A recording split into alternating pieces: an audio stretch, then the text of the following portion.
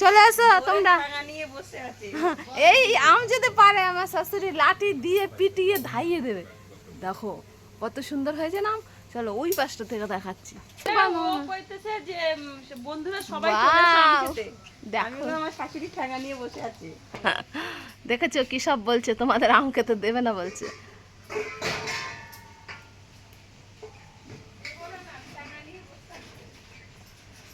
চাচিনি নিয়ে আহ।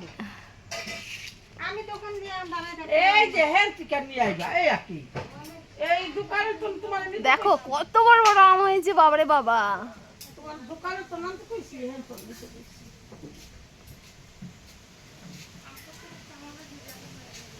আমার ঘরে যাই হইবো। সরকারি রান্দি মরলাম দিয়েছি কত বেলা হয়ে গেছে।